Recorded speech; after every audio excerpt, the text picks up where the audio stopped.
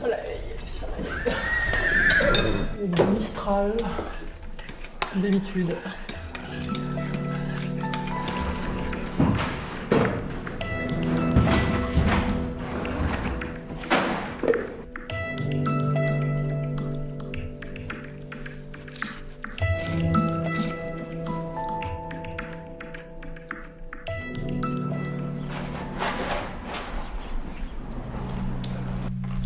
Téléphone qui sonne. Tiens, tu me le moniteur, ça te plaît?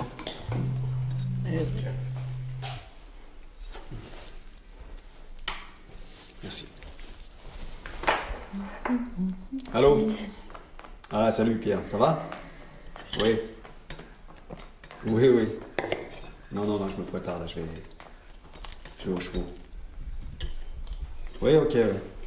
Bon, cet après-midi? Bon, tout le monde est là? D'accord. Et puis Fabien, tu lui prends, oui, pas comme d'habitude, hein, à l'heure. Fabien. Ok. Je te remercie Pierre. À tout à l'heure. Salut. Il y a une vache quand même. Je décoche. Ouais. Bien répété pour la musique. À quelle heure? Bon, début d'après-midi. C'est les coups de 15h. À l'âge de 19 ans, je suis à la Courneuve et j'étais monté un petit peu à cheval déjà. Mais en balade, en touriste. Et au cours de la balade, le type qui nous accompagnait se retourne et il nous dit « Tiens, je cherche un palefrenier. Si vous connaissez quelqu'un... Bon. » Moi j'ai dit « Ça m'intéresse. » Et ce type, c'était Mario Boracci. Et j'ai commencé comme ça dans les chevaux, quoi. Bah où? Je joue au foot un peu. Ah bah ok. Allez, Tout à l'heure. Ouais, Allez, bisous. tout à l'heure garçon. Là Carole, démarre.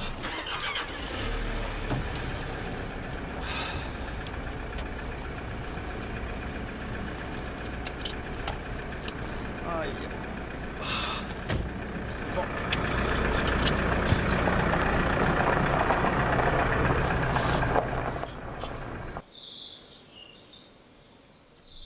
Mario faisait monter à cheval, débourrer les chevaux et tout. Mais les chevaux les plus difficiles arrivaient chez lui.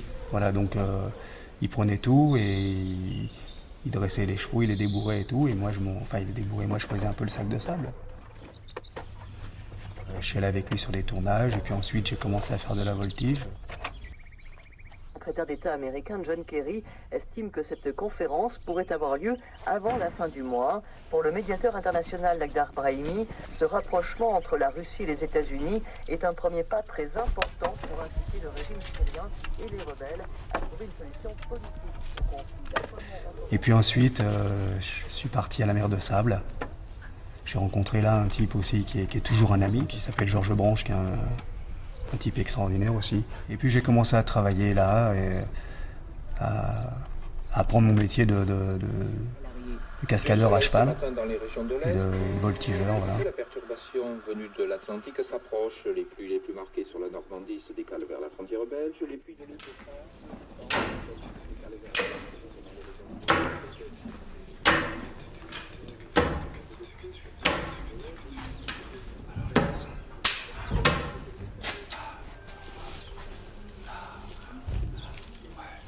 Je pensais que j'étais plus capable de monter à cheval en étant aveugle. Je pensais que c'était plus pour moi. Voilà. Et puis pendant très longtemps, chaque fois que j'arrivais aux écuries et que je prenais les chevaux, j'avais quand même une boule au ventre. Et quand j'enlevais les pieds du sol et que je posais mes fesses sur le cheval, là je me remettais complètement au cheval. Et là, c'était pas été facile. Le fait aujourd'hui d'avoir d'avoir perdu la vue et d'être obligé de me comporter autrement parce que je n'étais pas capable de monter comme un voyant. Et j'étais obligé de me dire, voilà, il faut aller doucement, et plus tu iras doucement, et plus ça ira vite. Et j'ai compris ça. J'ai rencontré un gars un jour qui avait un cheval espagnol, et ce type me dit, bah, tiens, je prends des cours chez un écuyer qui s'appelle Michel Henriquet. Je dis, bah, tiens, c'est intéressant, j'aimerais bien voir ça. Et voilà, et j'allais voir Michel Henriquet tous les dimanches matins. Aujourd'hui, on parle d'éthologie, d'équitation éthologique, de comportementalisme, de choses comme ça. Je crois en ça complètement, je veux dire. Je crois qu'aujourd'hui, parce que je suis obligé d'aborder différemment. La technique, c'est une chose, mais la relation, c'est extrêmement important. Mais le fait de remettre mes mains comme ça sur des petits détails, détails dans l'encolure, dans la ganache, dans l'auge, le bout du nez, tout. J'arrive à faire le contour et ça me donne vraiment un ensemble et c'est incroyable. Et le fait de les toucher comme ça les apaise. Je les touche, alors je veux dire qu'il n'y a pas besoin d'être aveugle pour toucher ces chevaux, hein. Faut toucher. Mais moi, c'est la seule façon que j'ai de communiquer avec eux. Quand j'allais chez Michel Henriquet, j'entendais ces choses-là. C'est un cheval que je l'ai récupéré, puis j'ai commencé à le débourrer avec Julie, ma fille. Faut que ça avance, hein. Et puis, on l'a débourré tous les deux. Il vient et reprend la piste, gentiment. Avec ta jambe gauche, il le ramène de l'autre côté, là-bas. Voilà, caresse-le. Et puis je l'ai monté, ça s'est bien passé. Ouais, bien. Oh, oh. C'est bien, ça c'est bien. Et là? Ah, c'est bien. Alors il a toujours ses réactions de poulain, il a ses moments de frayeur, il voit des fantômes et tout, mais bon, voilà, c'est un cheval qui va me donner vraiment des satisfactions, beaucoup, voilà. Je ne cherche pas à m'accrocher ou mettre un coup de badine parce que le cheval a désobéi, non. Parce que c'est comme ça que j'apprends les choses. Et j'apprends tellement à tel point que quand on est dans le rectangle, c'est les chevaux qui me donnent la situation.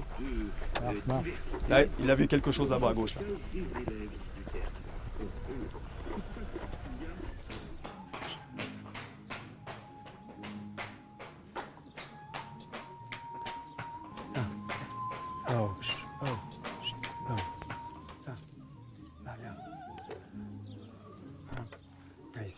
Quand je suis tombé devant ce cheval, cet Ayala, je me suis dit, bon, allez, il faut y aller.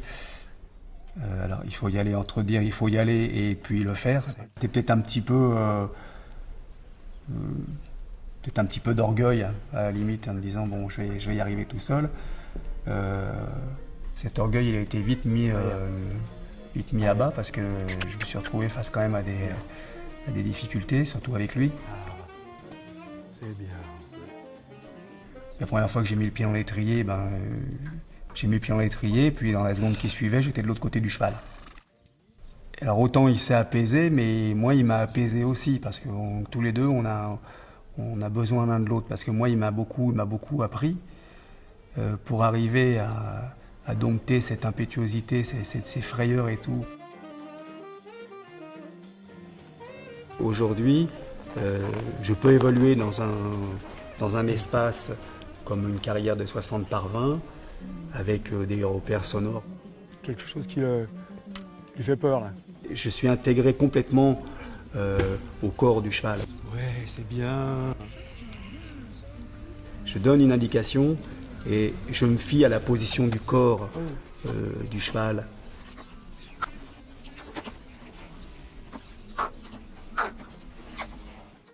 Il faut partir du principe que, de toute façon, quand tu demandes quelque chose, si tu ne l'obtiens pas, c'est pas le cheval, c'est toi. Excuse-moi.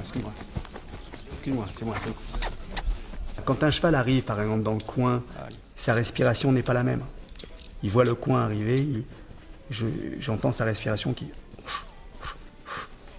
Il dit, qu'est-ce qu'il va me demander là? Est-ce qu'il va me demander d'aller à la tête dans le mur ou est-ce qu'il faut que je tourne? Je sens qu'on arrive au coin et moi je me dis, il est dans le coin, prends le coin, prends-le. Je vois clair grâce à eux. Et j'ai les radios qui me donnent une indication, mais eux sont mes yeux, voilà. Ah, il est pas beau ce cheval, franchement. Hein? C'est une gravure.